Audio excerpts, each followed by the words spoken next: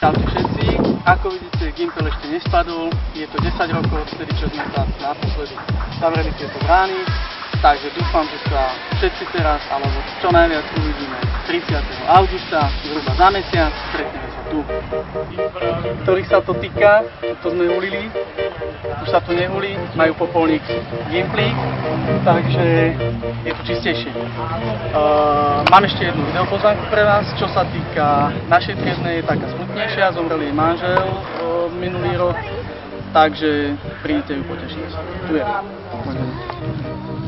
Dobrý večer. Teším sa, že sa uvidíme v auguste. Mám momentálne voľavé srdce i dušu a iba vy môžete čiastočne pomôcť, aby som sa usmiala a aspoň hodinu, dve som bola šťastná. Teším sa na vás všetkých. Príďte prosím čo najrychlejšie. Vaša bývalá